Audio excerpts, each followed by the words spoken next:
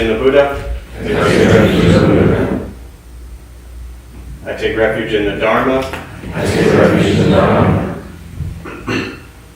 I take refuge in the Sangha. I take refuge in the Sangha. Keeping the palms joined.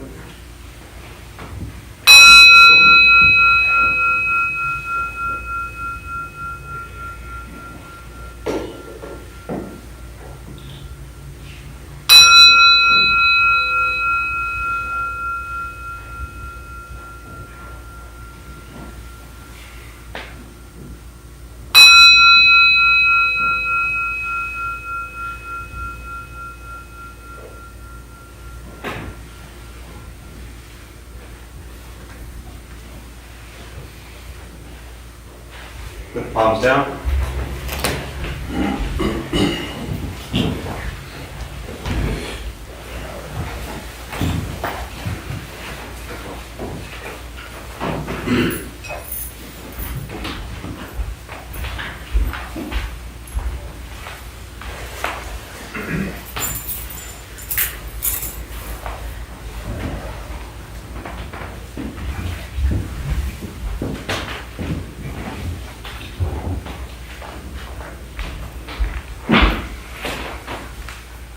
Good morning, everybody. Good morning. Thanks for showing up on this Saturday morning. Back to sunshine in San Diego, what we're all used to. So this practice, if anything, and for those of you who've been doing this a while, you probably know this. If you're brand new, now I guess you get to know it. But it should absolutely humble you. And if it doesn't humble you, then I suggest you look at how you're practicing. Very often people who are new to Buddhist practice might have this idea that, I'm going to do this meditation Buddhist thing and all of a sudden everything's just going to slow down and be peaceful. My life's going to be great. Well, I hate to burst your bubble. It doesn't work that way. In fact, very often early on, life gets more difficult. And often people would ask, well, why does your life get more difficult if you do meditation stuff and if you practice Buddhist teachings? And the reason is the entire practice is based on looking at one thing. And what is that one thing? Yourself and your mind. And the nature of your own mind and how it works. And your own levels of greed. And your own levels of anger. And your own levels of ignorance. How fun does that sound? So when you begin to explore your own levels of greed, your own levels of anger, and your own levels of ignorance, man, it's rough at first. And then X amount of years later, it's still rough. Because no matter how long you do this practice, unless there's some fully enlightened being in the room I'm not aware of, right? This practice, every single day of your life, we have greed, we have anger, and we have ignorance. And the mistake people often make, in my humble opinion, is thinking that they've evolved beyond something, or that this practice is about something beyond themselves. And so early on, when you begin to watch the nature of your own mind, early on meaning the first 4 or 5 years of this practice, and I'm being generous there, I don't want to scare you all off thinking you got to take 10 years or something. But the first 4 or 5 years of this practice, it really is just watching your thoughts. What do I think? What do I say? What do I do? This is the Buddhist teachings on karma. Body, speech, mind. What we think, what we say, and what we do. This is it. It is that simple. And so the practice, when I say early on, I don't mean that it eventually goes away, but the practice early on, especially for those first handful of years, is just spend time every day watching the nature of your mind in everyday activity. Not here, right? I mean, here helps, but you're only here an hour out of your week or whatever it is, but in everything we do out there. All of our interactions with family and friends and loved ones and strangers and colleagues and coffee houses and grocery stores. Watch the nature of your mind in those places. And you begin to see your levels of greed, levels of anger, and levels of ignorance. And man, I don't know about you, but for me, then and now, that's a scary thing. It's like, wow, I really am that greedy. I really am that angry. And I really am that ignorant. And I don't mean that in a judgmental, critiquing way, because that's always part of this practice, is early on, if you begin to watch your greed, anger, and ignorance, you could quickly default into thinking you're some terrible human being, right? You're not a terrible human being, you're a human being. And because of that, we have levels of greed, anger, and ignorance that we want to work through. So spend time watching that. And when you do that, in theory, in what we call practice, then the way you go about your day, the places you spend time, the people you spend time with, the things you do, how you go about your life begins to shift. Because you're simply making different choices. And as your life begins to shift, ideally you create situations around you where you are, in practice, required to have less levels of greed, less levels of anger, and less levels of ignorance. And then you're cruising along, and you think everything's good, and then boom, you just get hammered. And when you get hammered, meaning the metaphor I always use is, you got a whole forest, redwoods of karma that hasn't been so great, body, speech, mind, of stuff that hasn't been so wonderful. And then you spend years practicing, and you got a few pretty little flower pots over here of what people like to call their good karmic seeds, right? And as we continue to water and cultivate over here, these redwoods, man, they're going to crash on you. And that's all just ignorant stuff from the past. But it will play out. All karmic seeds bear fruit, as the Buddha taught.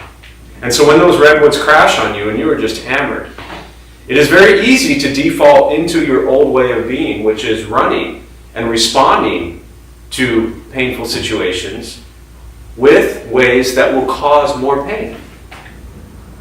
And that's where you have to quickly jump to these little beautiful flower pots of wonderful karmic seeds, and you have to keep watering those. And that's the practice. And it doesn't change. It really doesn't. And so to wrap up, the challenge that very often people have is they think Buddhist practice is about something more than that. Or that it's fancy words or terms or languages or cultures or something that's 2,000 years old. All of us will have opportunities today to recognize greed, anger, and ignorance. And how will we practice it? And for me, when I look at the Buddhist teachings from 2,500 years ago, it is as applicable today as ever. And I think that's one of the beauties of what he taught, is it really is a timeless practice. Doesn't matter if you're Christian, Catholic, Muslim, Jewish, pagan, Mormon, or lack thereof. We all have levels of greed, anger, and ignorance. And so we practice generosity, compassion, and wisdom. And that's it. So with that, we'll start with the meditation practice. A couple things I'll tell you before we begin. For those who might be brand new or maybe sitting here for the first time, nothing's going to happen to you. Right? You're not going to float away. You're not going to have any mystical, magical experiences, unfortunately. It's going to be quite boring. The mind that races all day long is not going to shut off. Don't judge your practice, meaning don't ask yourself, is this working or not working? Are you doing it right or wrong? We're just going to sit, we're going to breathe. You'll hear sounds inside the room, sounds outside. This is life. Life is filled with chaos. And this practice is learning to get quiet and still within all of the chaos. Posture, you just want to be comfortable. If you are in a cushion, often it helps. Slide into the front third. Pushing the stomach forward allows the back to straighten. Shoulders are relaxed. Hands can be on the knees or in the lap, whatever's comfortable. If you're on a chair, bench, however you're seated, also just trying to sit up straight. Again, relaxing the shoulders. Hands are on the knees or lap. I will guide us as we begin, and we'll settle into a little bit of silence. Most important with this practice, do not expect anything. We're just going to sit and breathe.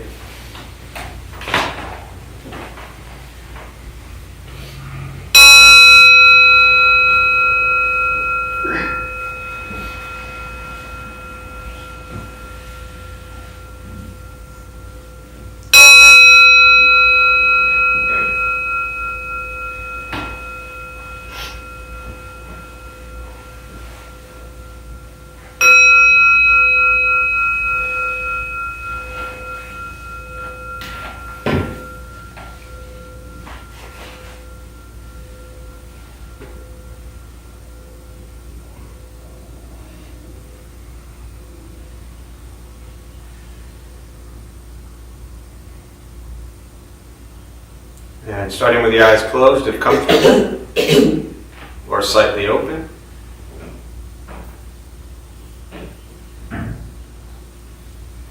Mouth is open or closed, whatever is comfortable. We'll start with taking 3 deep breaths, slowly.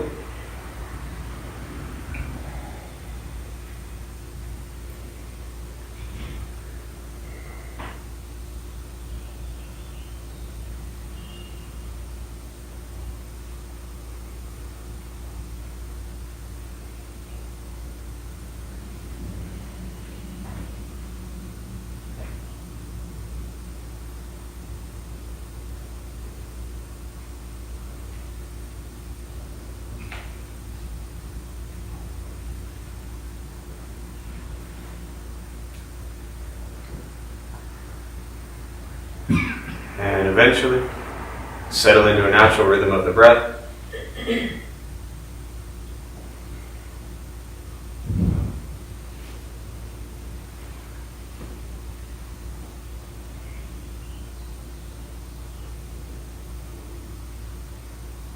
Noticing the mind as it wanders, jumping from thought to thought.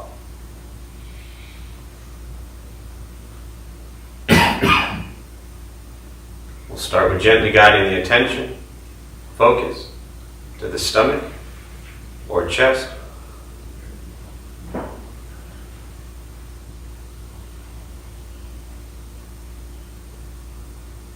Breathing in, feel them rise.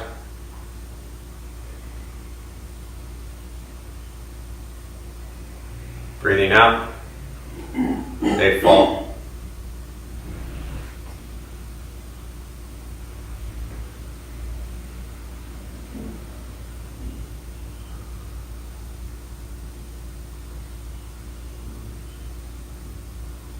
Simply continue this practice, observing sensation of breath.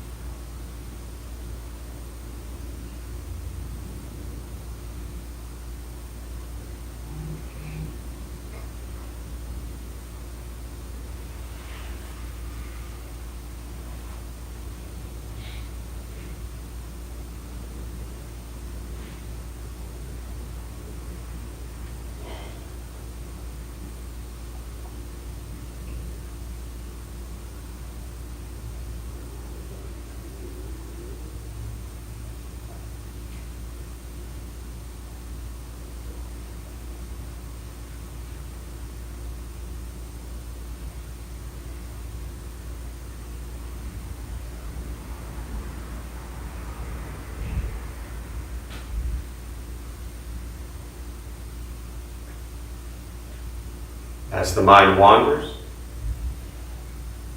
lost in thought, recognize it.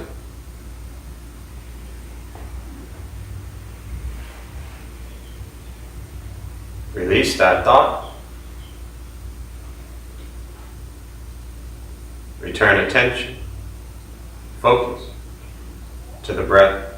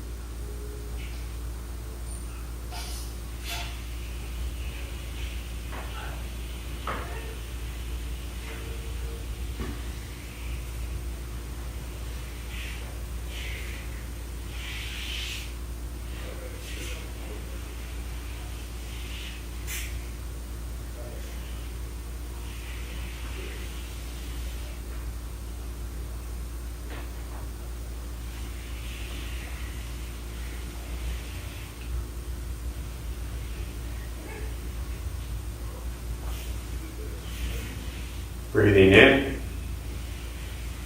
Follow breath in.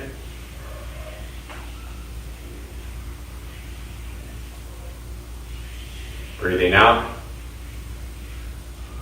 Follow breath out.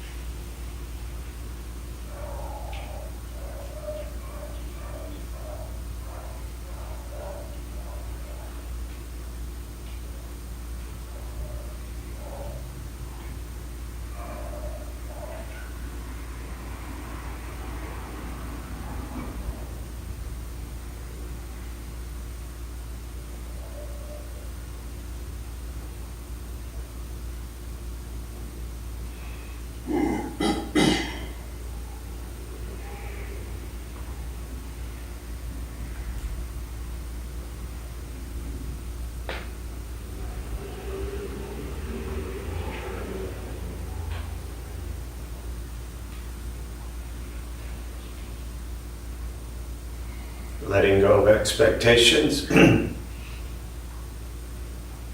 Letting go of judgments from your practice. Just sitting. Breathing.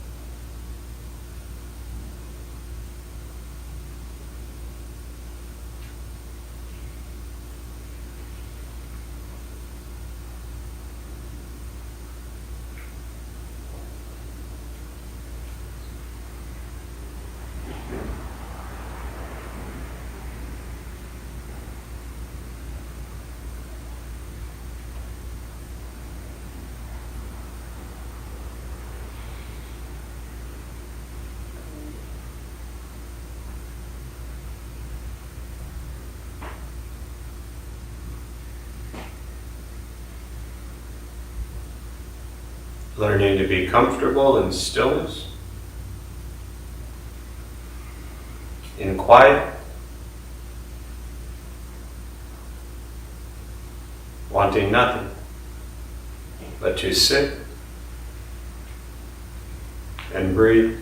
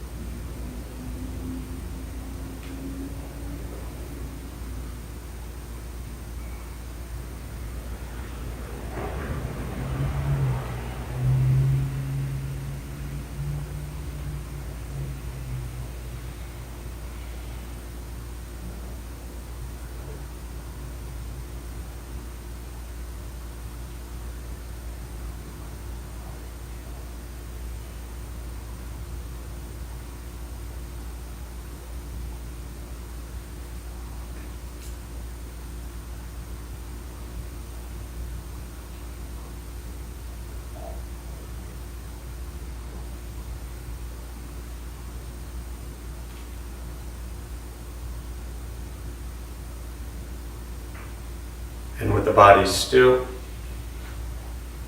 rested,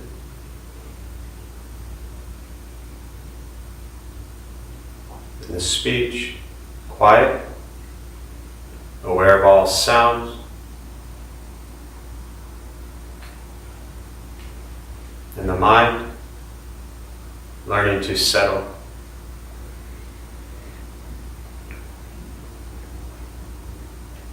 Know what it's like to just sit and breathe.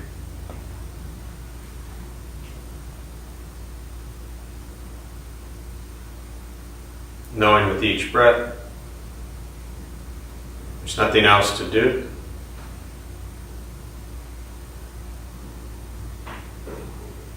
Nowhere else to go.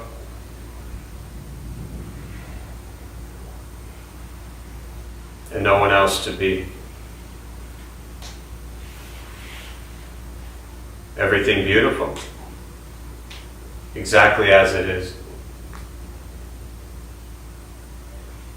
Sitting, breathing.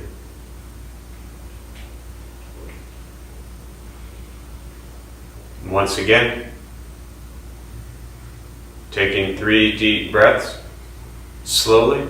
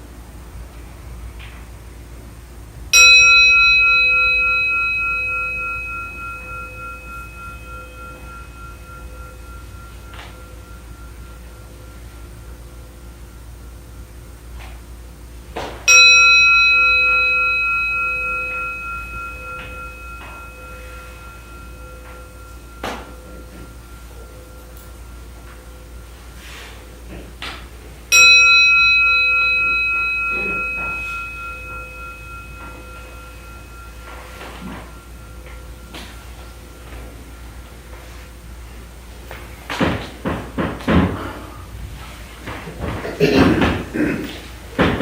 you slowly open the eyes, slowly begin to move,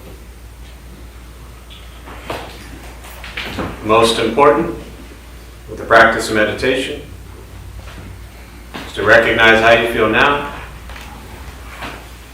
immediately after. Compare this to how you typically feel throughout your day. Recognize the difference, if there is one. Ask yourselves how you'd prefer to feel every day for the rest of your life. And realize however you feel now, if it's quiet, calm, and still, or a busy mind, racing mind, whatever you're sitting with at this moment, has nothing to do with anything I said. It's nothing to do with how we sit and hold the hands or cross the legs. It's nothing to do with the sounds around us or anything else for that matter. It has everything to do with your own mind and your own mind's reaction to an external condition. This is what the Buddha called pratitya samuppada. It means dependent origination. This is the basis of the Buddha's awakening. The word Buddha simply means awakened. He was a human being, no different than any one of us, who began to understand why he suffered, why he got angry, sad, depressed, stressed, anxious. He began to understand the causal relationship of all phenomena. And what that means, very simply, for all of us, regardless of where you come from, or what you believe in, or where you think you're going, your whole life is filled with things that happen. You react. More stuff happens. More reactions. That's it. That's what we get. This practice is simply learning what it's like to respond to something quietly, peacefully, still. Because for most of us, the way you responded to the last 20 minutes is quite different from how you respond to every other 20-minute period of your day. And so all we're working on is closing the gap to the way you feel now is closer to how you feel always. Just as driven, motivated, productive, successful, whatever that means to you in your respective lives. But with a mind that's steady, clear, focused, distracted by nothing, disturbed by no one. Imagine going a day without being disturbed by someone. Imagine going an hour without being disturbed by someone. This practice is not easy. It is not an escape, as often people think it is. It is direct perception into the present moment. And very often, as we well know, the present moment is filled with chaos, conflict, difficulty, challenges. And this is not running from them, this is sitting with them. Learning to be with life as it arises. Because we created that life with our thoughts and our words and our actions. Meditation is free. Buddhist practice is free. It's not a business. It's sitting, breathing, learning to be kind to yourself and everybody else you encounter every moment of your life. And that's it. Once we stop trying to change, fix, control, manipulate everything and everyone around us, hoping they do this, hoping they do that, wishing they would do this, wishing they would do that, we spend so much time trying to change, control, and fix others. And this practice is holding up a mirror and working on our mind and our thoughts and our words. When we do that, our life begins to change. But it is a practice. It's not a quick fix. It takes time. So with that, I'll pause. I always just prefer to respond to questions, meditation, Buddhist practice, anything you're sitting with. And we'll use the rest of our brief time this morning, and I'll respond to whatever is on your mind. And for those who are joining virtually, my apologies for not welcoming you at the beginning, but welcome, glad you're here. There's a chat box on your screen, as you see. Feel free to say hello there. If you have any questions, put them there, and I'll do my best to respond as well. So we'll open up to questions.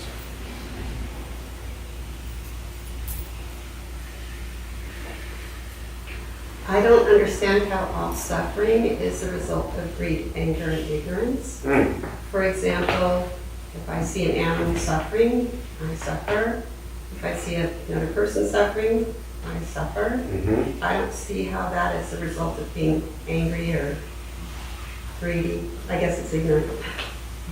Understood. And if you talked that long enough, you would probably answer that yourself. I see it. I saw you answering the question, and as you were smiling and speaking, you couldn't even finish the question. Great question, great point, and I understand that deeply. First, just to repeat for those who didn't hear it, your question was, you don't understand how all suffering is tied to greed, anger, and ignorance. And you said, for example, if you see an animal suffering, you suffer. If you see a person suffering, you suffer. And then you said, I guess that could be ignorance. And you started to laugh and smile. So let's back up a little bit. It's important to understand, and that's why I touched on this earlier, but I just want to really make this clear.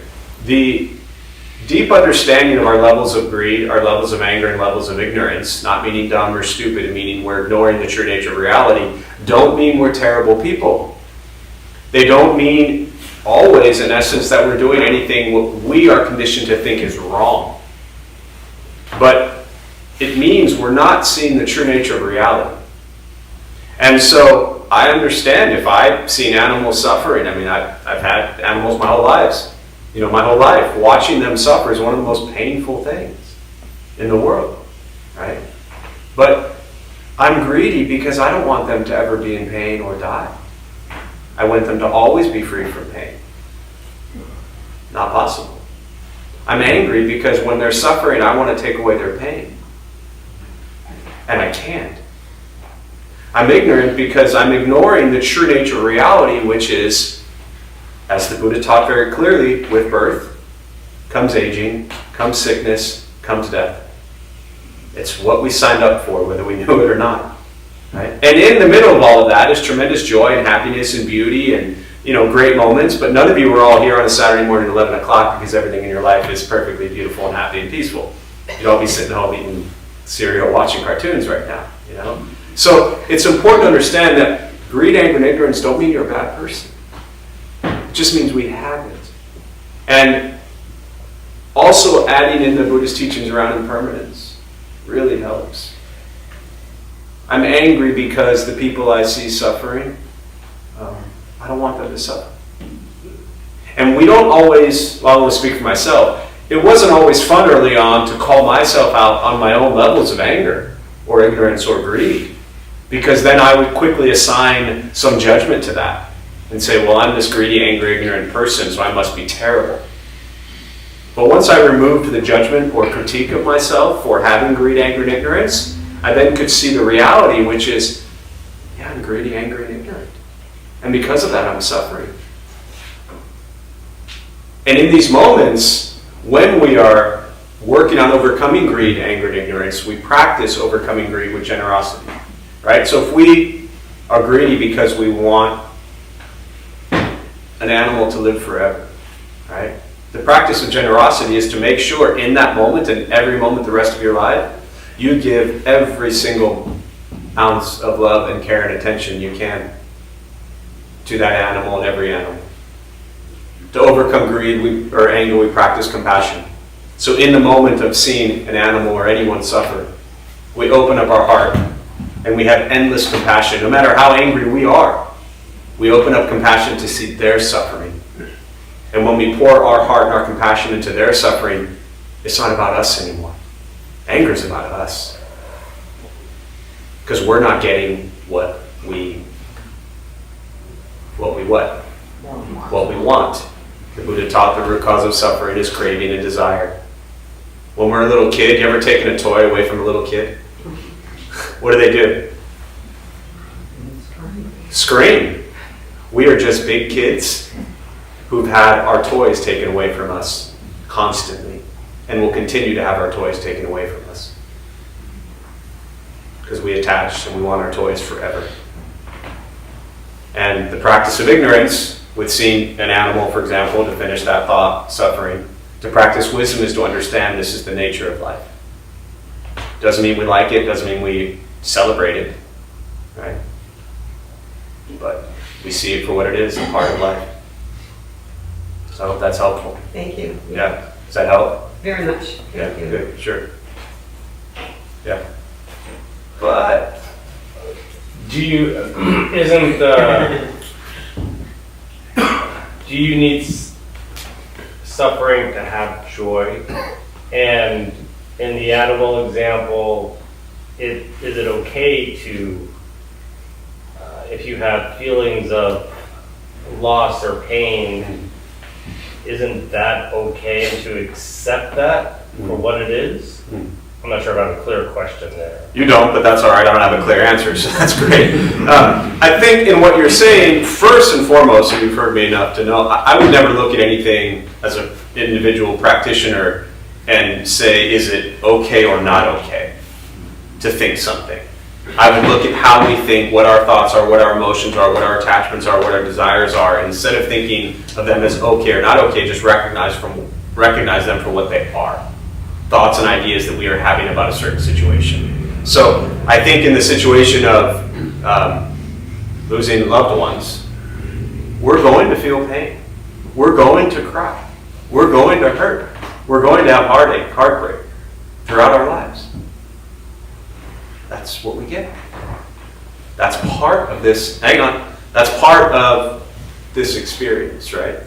So it's not about being okay or not okay. It's just the reality. But the first part of your question, which was, do you have to have suffering to experience joy? Was that your... Not that you have to have, but, well, just by definition, don't they both need to be there? Well, ultimately,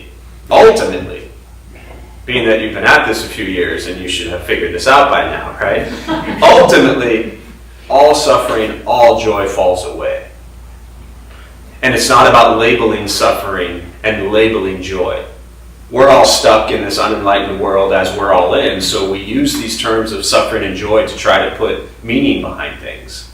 But ultimately, present moment, this is the Zen practice, present moment experience is just present moment experience, beyond labeling it as joy or suffering. Ultimately, it's just an experience. And then the intellectual mind kicks in and says, this is joy, this is suffering. But equanimity is just observing life as it arises and watching the impermanence of the emotions. The emotion of joy. You ever been really joyful about something? Sure. Does that last forever? No. No. You ever had a tremendous amount of pain and suffering in your life? From Yes. time to time. Time to time. Does that last forever? No. No. So it's just this endless roller coaster ride of emotions. And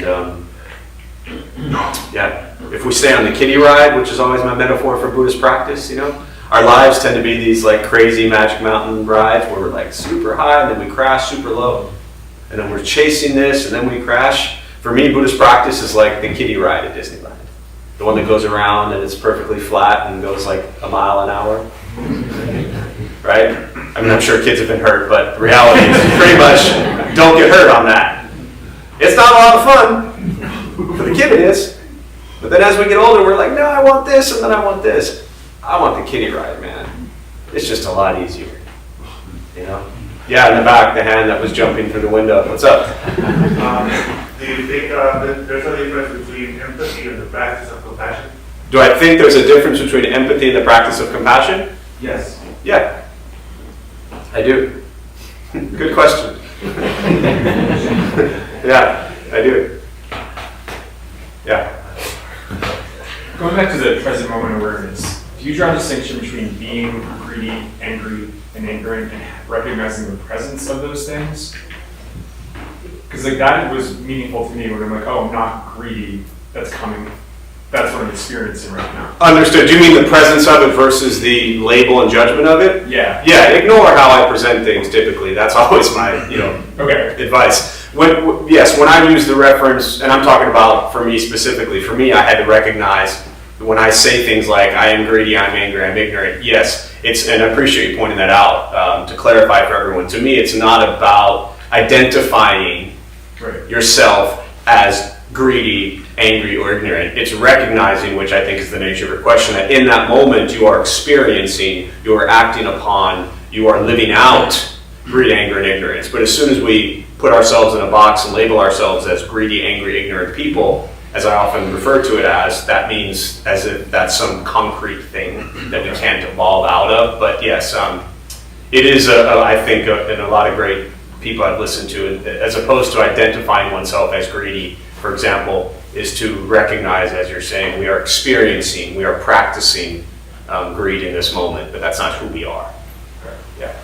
So for those of you who spend most of their life judging and critiquing themselves as terrible people, do that instead. Sure, man. Yeah. Not that I was singling you out or anything, but you know. What else? I see a hand. Yeah, go ahead. There and then there. Eric, go ahead. You guys can fight it out. I don't care.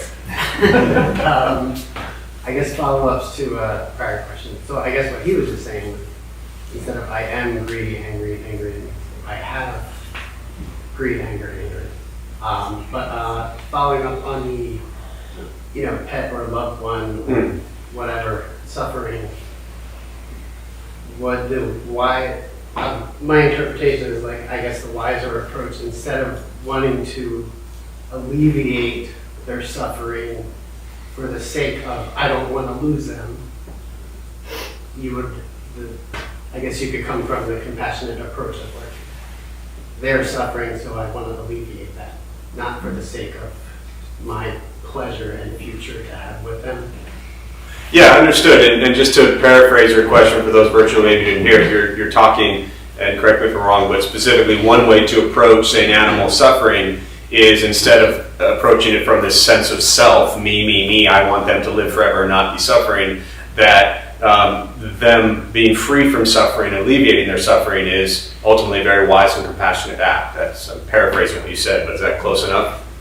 Yeah. Yeah. Again, every situation is different, but many of us have been in situations where that's the case. We don't want animals to suffer, and so we reach a point in our lives where it is time for them to be free from that suffering. But applying that to animals in those situations, I don't want to say it's easy, but it's easier because we have this perceived power to say, well, I'm going to take an animal in and it's time to put them down or free them from their suffering or liberate them. But it's difficult when you try to translate that to humans. I was thinking more in terms, well, my situation is more like giving them surgery so they don't suffer. No, I understand, but as usual, I'm not even addressing. Yeah, I'm just rambling from your question to say that to me it makes sense in practice. Same thing, surgery to alleviate their suffering. What I'm saying is, if we try to take that view and apply that to people, it doesn't translate so well. Because what happens is there's this often this sense of control. Any of you like to try to control people and places and things, right? And if you're really good at it, right? If you're really good at trying to control people, places, and things, you will hate this practice and you absolutely need it, right? It is surrendering control. And even in the situation with animals, we have the control very often, the ability to take them in for surgery to alleviate their suffering. At the end of their life, to make the decision that it's time for them to go because they'll suffer less, right? Now apply that to loved ones who are suffering. Like humans. What I will say is, yes, in all of these situations, when we see, even back to your earlier question, when we see suffering, and also ties to Diego's question around empathy and compassion, which I know I completely ignored, is to understand that empathy, understanding people's suffering, sometimes practicing compassion means you have to step back. To me, this is the application of Buddhism is about wisdom and compassion, both.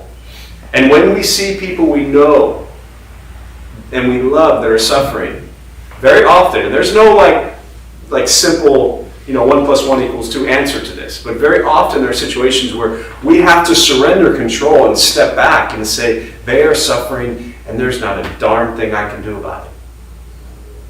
Except try to have empathy, understanding. And sometimes wisdom and compassion means we have to step away and leave them alone. But we never know always what is wise and compassionate. So, what else? Thoughts, questions? There was a question here earlier from Leanne, from way earlier, that said, will it really take 4 to 5 years before I receive peace in my meditation?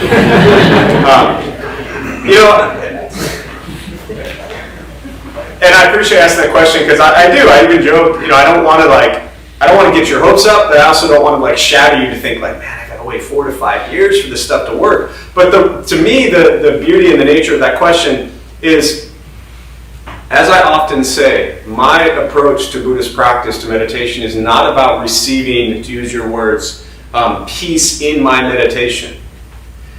For me as a practitioner, my understanding of Buddhist teachings is it's not about being peaceful in meditation only. Because you don't spend your life the way we define meditation in meditation, or the way many people define meditation.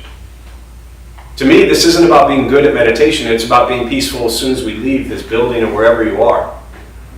Right? Because if you sit and you're in like some perfectly peaceful, blissed out state, and you're like, yay, check me out, I got this shit down, right? And then you walk outside, you get on the freeway at 163 and somebody cuts you off, and next thing you know, you're back to screaming and yelling at them and giving the middle finger. What good was this practice? So I don't suggest setting any sort of time frame on it, even though I did earlier. I say that more kind of just as this. What I don't like to do is give people ideas that if they do something, that there's going to be some result. Because then we're setting ourselves up for expectation and failure. Simply practice meditation for the practice of sitting and breathing and giving yourself an opportunity to create space where you're doing nothing but sitting and breathing. And then work on carrying that into other areas of your life. I've been doing this a long time, man, and my head is not peaceful. My head is as much of a mess as it's always been. But I am at peace with it being a mess. That to me is the practice. And I don't want to put a number on it. I was going to say 95% of the stupid things I think, I don't do. And I'm good with that. What else? Yes, Mr. Blissful Man. Well, just for the benefit of the person who put the question to you, as well as maybe others here, I've only been here a few times, and I think that, to use your words, this shit has helped me a lot. I'm glad. Yes. Maybe that'll be our new tagline on the website. How Buddhist is that? You know what I mean? Yeah. It does. I mean, no, and I appreciate you sharing that. Like, I think it's, and as you've heard me say even a few times, like, it's just a daily grind. And the life out there, man, it doesn't get easier. It just keeps pounding us. So I appreciate you sharing that. What else? Other thoughts, questions? Yeah. I had a fun thing happen to me on the way here. I was coming up the road, and I looked at the side street, and there was a dog walking its human, but it decided to stop in the middle of the road and lay down in the middle of the road and start rolling around. The dog or the human? The dog. And it's just been sticking with me. It made me laugh, but it's like, if you think about it, it's like there's a lot of teaching in that. Yeah, I mean, next time I walk Star, I might just start laying down and rolling in the road, See how that, it could be you. See how that plays out. Who's in control of who? The leash is control, and the dog. Right. It's just. There's a lot of metaphors and I love, the animals and the leash and the caring for them and the suffering. One of my favorite.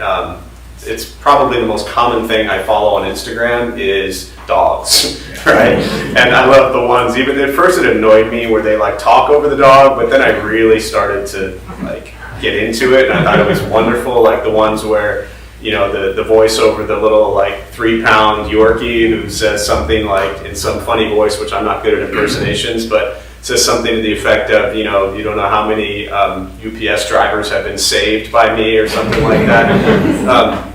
But I think that our hearts, for those who are animal lovers, dogs, cats, fish, whatever the animal is, our hearts break for them.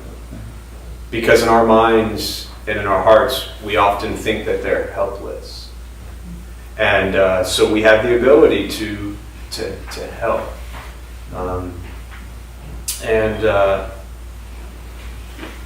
my favorite, to my earlier point, my favorite kind of story about, or meme thing about the animals is that, when animals come into our lives, unless it's like the 120-year-old tortoise at the zoo, but when animals come into our lives, they're in our lives for just a short period of time. But when we have the animals, depending upon the situation, very often, we are in their life for their entire life. And I really think animals are an incredible opportunity to practice compassion, kindness, wisdom, and absolute moment-to-moment care. And they teach us endless. I think they are the angels sent here to wake us up from our ignorance. Roll around the middle of the road. To roll around in the middle of the road, I don't suggest for those watching at home, don't try that. Some kid out there, his mom's going to call, and so don't roll in the road, but it's a metaphor. What else? Thoughts, questions? We'll do a few more before we wrap up. I just thought it was great when you talk about animals. I answered my daughter, my son. As opposed to the animal. Yeah, I'm not commenting on that, but yes. Loved ones, we love them all, right? They had a lot and of they questions. challenge us. I think that, sons, daughters, family members, this practice is often easiest with strangers, and it's the hardest with those that we love. Because those are the ones that somehow really know how to push our buttons and get under our skin, and that's often where we need to practice the most. Yeah. What else? Thoughts, questions?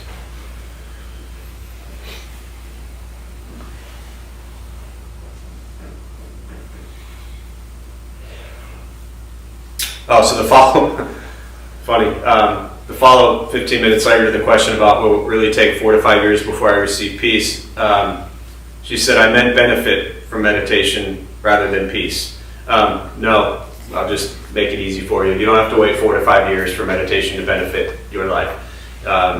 And patience, patience is tremendous practice.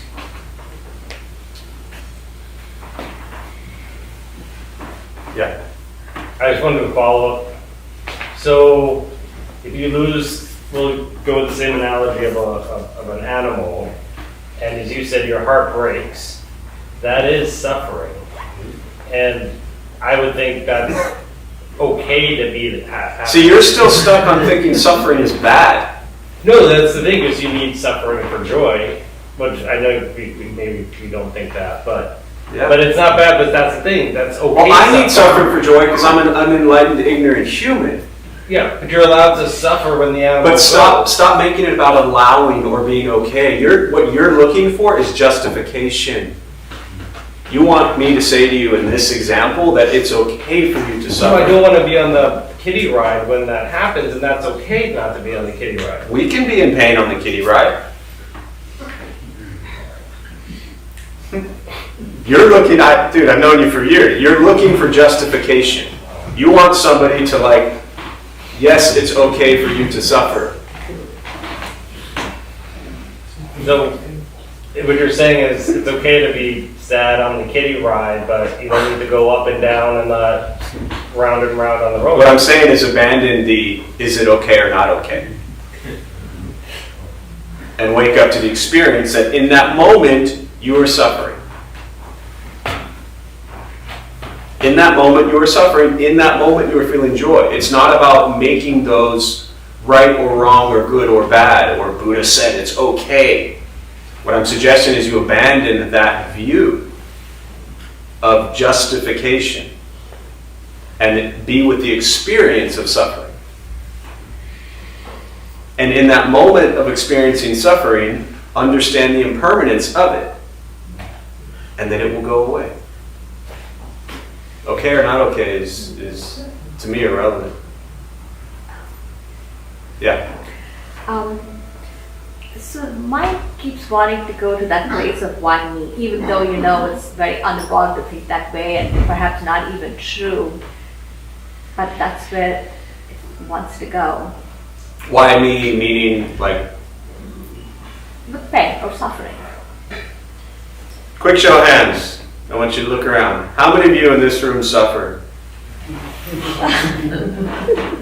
The simple answer to why me Oh, sorry, should have had you look around. Every hand went up. And those that didn't go up, That's they're just something. not willing to embrace it, right? I'll close with this thought. It's the first thing the Buddha taught when he awakened, right? Just some dude, 2,500 years ago, 500 years before Christ. And 29, he leaves home. For those who don't know, roams the base of the Himalaya Mountains for 6 years. And at 35, sits down and says, I'm not leaving to figure out why we suffer. That was the entire journey he was on. Now, I'll kind of leave you all with this thought just to completely confuse you. How many of you, other than the two of you who are going to raise your hand because you've heard me say this a million times, how many of you came this morning because you want to make sure you're not reborn? Anybody? You're like, hey, it's 9:30, 10 o'clock. I'm going to go to the Dharma Bum Temple for meditation because I want to make sure I don't have a rebirth. I'm pretty sure none of you are here for that. Now you're scaring me. Hang on. To put into context, and again, I'll close with this practice, understanding. When the Buddha was alive in India 2,500 years ago, the common view at that time was rebirth, reincarnation, continuation of consciousness, alaya vijnana, whatever you want to call it.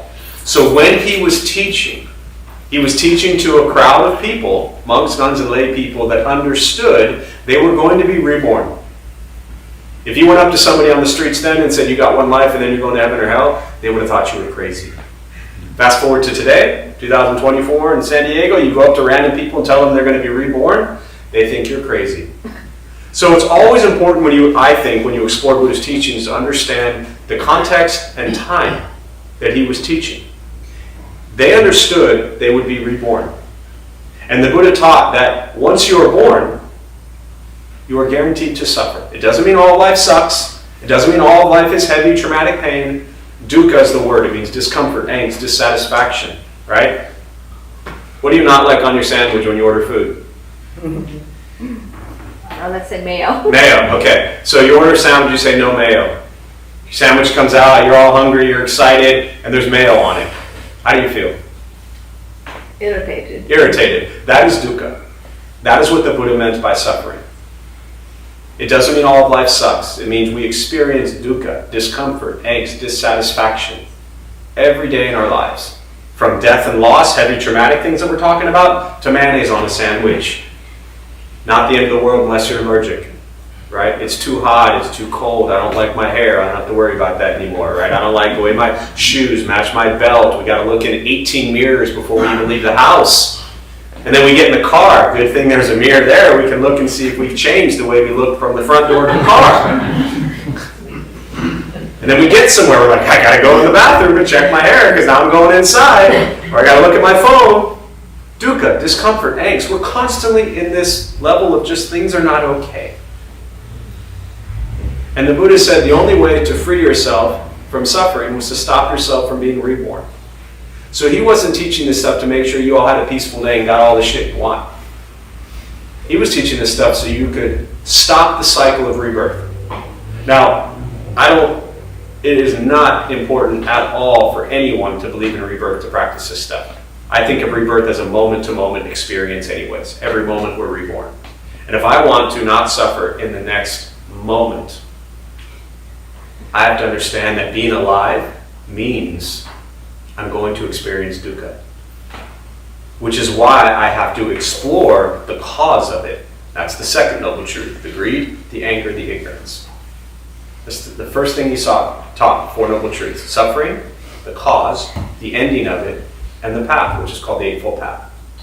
Views, thought, speech, action, livelihood, effort, mindfulness, concentration, all of that's on Google for free. Right? Google Four Noble Truths, and there you go. So, why me? Because you're human. Because you were born. That's why. And you cannot escape it. And no one else is either. And no one else is escaping it either. We're all suffering. And we all experience joy. Because we label them as suffering and joy.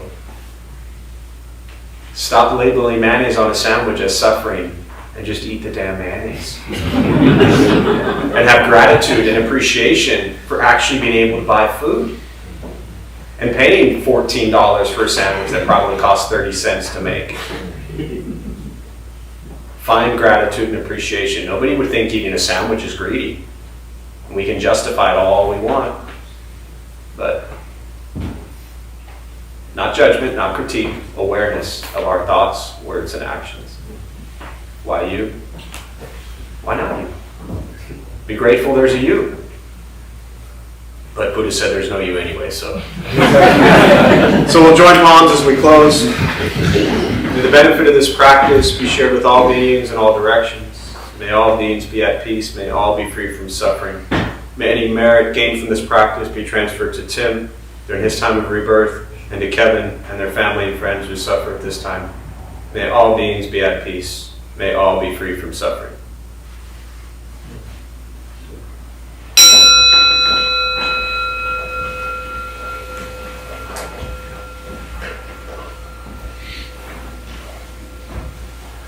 All right, a few quick announcements before you all head out. Thank you for being here. My name is Jeff. I'm a Dharma Bum. We opened up this temple 17 years ago to introduce Buddhist practice to those who show up. Those of us who lead, we're not monks, we're not nuns, we're not gurus, we're not masters, we're not teachers, we're not looking for students, we're just practitioners. We do our best to take our understanding of Buddhist teachings and put it into terms that hopefully make sense to those who show up. Every night we have different practices going on, different people leading a different approach to Buddhism and meditation. Every Thursday at 4:30, we do a food redistribution program. I think it's the best thing around here. We prepare gourmet vegetarian meals, also known as peanut butter and jelly.